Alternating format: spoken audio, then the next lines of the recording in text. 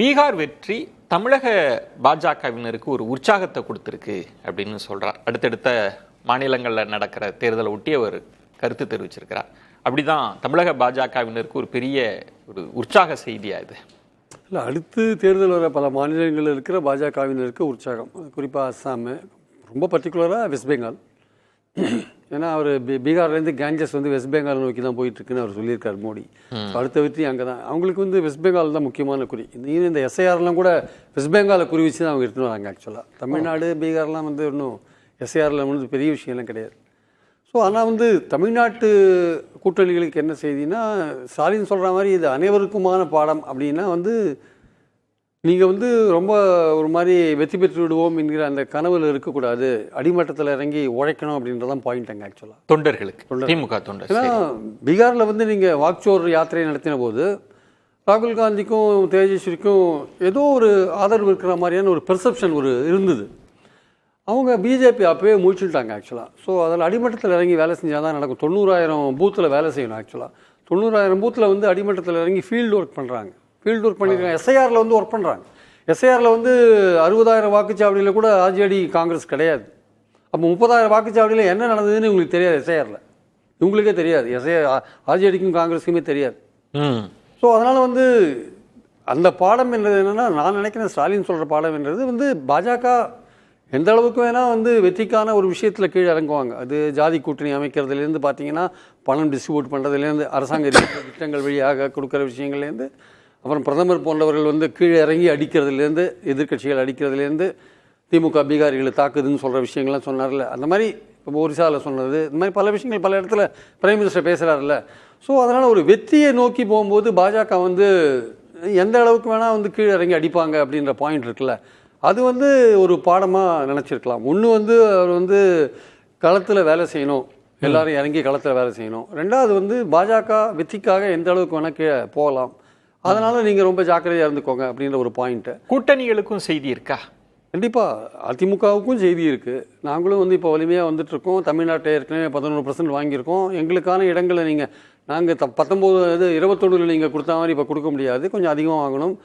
கூட்டணிகளுக்கு நாங்கள் எப்படி கட்டமைச்சோம், 20 வருஷ நிதிஷ்குமாருடைய அந்த சலிப்பு தட்டிய முகம் பீகார் மக்களுக்கு சலித்து போய்விட்டது. அது மாற்றணும்னு நினைக்கிறாங்க. மாற்றம் ஒன்றே மாறாது. ஒரு இளைஞரான தேஜஸ்வரியுடைய முகம் அங்கே எடுபடுன்ற ஒரு சூழலில் சலித்து போன நிதிஷ்குமார் ஃபேஸை ரெஃப்ரெஷ் பண்ணது யார்? ஓகே, பாஜக ரெஃப்ரெஷ் பண்ணது. பாஜக பீகார் மக்களுக்கு சலித்து போன நிதிஷ்குமார் முகத்தை ரெஃப்ரெஷ் பண்ணது பாஜகவுடைய ஃபீல்டு ஒர்க்கு. ஸோ அதனால் பாஜக என்ன நினைக்குது, இது அதிமுக ஸ்ட்ரென்த் இழந்து கிடக்கு, அது தன்னுடைய சுயபலத்தை இழந்து கிடக்கு, அது கட்டமைக்கணும், தன்னோட பலத்தை கட்டமைக்கணும், அது மீண்டும் ஓபிஎஸ் சேர்க்கணும், மீண்டும் செங்கோட்டையனை சேர்க்கணும், அது தன்னை பலப்படுத்தணும் அப்படின்ற வேலையை அவங்க ஆரம்பிச்சுட்டு தான் நான் கேள்விப்பட்டேன் ஆக்சுவலாக. அப்படி ஒரு நெருக்கடி வரும்? கண்டிப்பாக வரும். வரத்துக்கான வாய்ப்புகள் நிறையா இருக்குது. ஏன்னா அது இந்த கட்சி தன்னுடைய பலத்தை இழந்திருக்குன்னு அவங்க நினைக்கிறாங்க. சவுத்துலேயும் டெல்டாலையும் அப்படி இருக்குது. ஸோ அவங்க பிரிந்து போனவர்கள் மீண்டும் சேர்க்க வேண்டும். தினகரன் மறுபடியும் கூட்டணி. கிட்டத்தட்ட நீங்கள் பீகார்னா நிதிஷுக்கு எதிராக ஒரு மனமாச்சரியங்களோடு இருந்த சிராக் மற்றவங்களெல்லாம் கொண்டு வந்த மாதிரி சேர்த்தாங்க. சிராஜ் போன வாட்டி நிதிஷ் எல்லாம் எடுத்து போட்டி போட்டவர் தானே.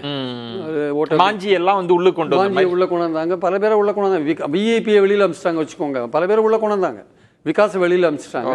பல பேரை உள்ள கொண்டு வந்தாங்க. அது மாதிரி இங்கேயும் நடக்கும்ன்றீங்க? இங்கேயும் கண்டிப்பாக விலகி போன தேமுதிகவும் பாமக அன்புமணி ஏற்கனவே இருக்கார். பாஜக அபிஷியலாக ஒரு அனௌன்ஸ் பண்ணலை. ஸோ அந்த கூட்டணியை பலப்படுத்துற ஒரு வேலையை பாஜக இனிமேல் சீரியஸாக தமிழ்நாட்டில்.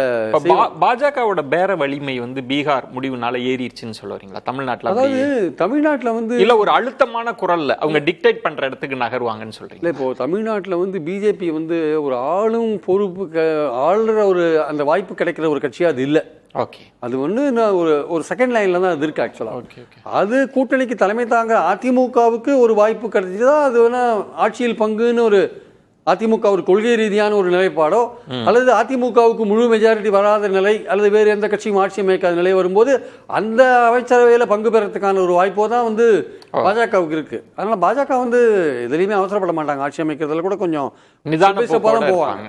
ஸோ அதனால ஆட்சி அமைக்கிறது அவங்களுக்கு நோக்கம் கிடையாது. இந்த இடத்துல இந்த எலெக்ஷன்ஸ்ல இன்னும் அதிகமான இடங்களை வெற்றி பெற முடியுமான்னு பார்ப்பாங்க. அதுதான் அதுக்கான முயற்சிகள் அதிக இடங்களை அவங்க கேட்கறதுக்கான வாய்ப்புகள் இருக்கு. திமுக கூட்டணியில காங்கிரஸுக்கு செய்தி இருக்கு. காங்கிரஸுக்கும் செய்தி இருக்கு. ஏன்னா இதனால் வரையும் இந்த எலெக்ஷன்ஸுக்கு முன்னாடி காங்கிரஸில் பல பேர் அபஸ்வரம் பாடியிருந்தாங்க எல்லாருமே. என்னென்னா ஆட்சியில் பங்கு, அதிகாரத்தில் பங்கு, எங்களுக்கு வந்து அங்கே குறைந்தபட்சம் 110 பாதிக்கு பாதி இடங்கள், அந்த பாண்டவாயார் ஒருத்தர், அந்த மேலிட பார்வையாளர் ஒருத்தர் 110 இடங்கள் வரையும் கேட்கறதுக்கான வாய்ப்புகள் கூட இருக்குது. அது இது இப்போ அவங்களோட ஸ்ட்ரைக்கிங் ரேட்டை பார்த்தோன்னே இப்போ பீகாரில் 61 இடங்கள் போட்டி போட்டு 6 இடங்களில் தான் வின் பண்ணியிருக்காங்க, 10% தான் வின் பண்ணியிருக்காங்க. ஸோ அதனால் வந்து என்ன நினைப்பாங்க, இப்போ இதுதான் அவங்க பேசும்போதெல்லாம் காங்கிரஸ்காரங்க சொல்ல மாட்டாங்களா, பீகார் வேறங்க இங்க வேற, இங்க நம்ம கட்சி எப்படி வலுவா இருக்குன்னுலாம் காங்கிரஸ் பேச மாட்டாங்களா? காங்கிரஸ் வலுவா இல்லையே சார், வலுவா இல்லை இருந்தால் பரவாயில்ல, 5% ஓட்டுக்கு மேலே போலையே. அது ஆக்சுவலாக வந்து நான் என்ன சொல்றேன், காங்கிரஸ் இருக்கிறது வந்து ஓட் பர்சன்டேஜ் ஒரு பக்கம் விட்டா கூட காங்கிரஸ் அந்த கூட்டணியில் இருக்கிறது மைனாரிட்டி ஓட்டுக்குள்ள இழுக்கிறதுக்கு ஒரு வாய்ப்பா இருக்கு. ஆக்சுவலாக மைனாரிட்டிகள் முழுசாக காங்கிரஸை நம்புறாங்க, அதனால அது இருக்கு. ஆனால் காங்கிரஸோட ஸ்ட்ரைக்கிங் ரேட் குறைவா இருக்கிறதுனால இதுக்கு பீகார் எலெக்ஷன்ஸுக்கு முன்னாடி பேசினாங்கல்ல பல பேச்சுக்கள், கே.எஸ். அழகிரி பேசினாரு, அந்த கன்னியாகுமரி ராஜேஷ்லாம் பேசினாரு, நிறைய பேர் பேசினாங்க, வேலுச்சாமிலாம் பேசினார்ல. அந்த மாதிரி பேச்சுக்கள்லாம் இனிமேல் வரதுக்கான வாய்ப்புகள் கொஞ்சம் குறையும். ஏன்னா வந்து இவங்க வந்து காங்கிரஸை பொறுத்த மட்டும் அவங்க வந்து திமுக வந்து ஒரு நம்பகமான கூட்டணி, எதிர்க்க எந்த விதமான ஒரு அன்ட்ரஸ்டடாக இருக்கிற விஜய் அன்ட்ரஸ்டடாக இருக்காரு, அவர் எவ்வளோ இருப்பாரு நமக்கு தெரியாது. அதை நம்பி இந்த 26 எலெக்ஷனில் போகணுமா, அவரோட ஸ்ட்ரென்த்து தெரிஞ்ச பிறகு நம்ம அவரை டீல் பண்ணிக்கலாம் அப்படின்னு கூட நினைக்கலாம் இல்லையா? அதனால வந்து அந்த வெற்றி வந்து அங்கே வந்து நடந்த தேர்தலோட முடிவுகள் வந்து அதிமுக கூட்டணியில் அதிக இடங்கள் கேட்குற ஒரு விஷயத்துக்கு போகிறதுக்கும், அதிமுகவை பலப்படுத்துகிற ஒரு யோசனையை செயல்படுத்துகிற ஒரு விஷயத்துக்கும் உதவும். அதே சமயம் காங்கிரஸுக்கு குறைவான எண்ணிக்கை அதை வந்து ஓரளவுக்கு நீங்கள் ஏற்கனவே கொடுத்த இடங்களை வாங்கிக்கோங்க. ஆனால் நேற்று முழுக்க ட்ரோல் பண்ணாங்கல்ல காங்கிரஸை, திமுக தரப்பினர் தான் ட்ரோல் பண்ணாங்க. பட் ஸ்டாலின் அந்த அளவுக்கு காங்கிரஸை வந்து மோசமாக ட்ரீட் பண்ண மாட்டார்னு என்னுடைய கருத்து ஆக்சுவலாக.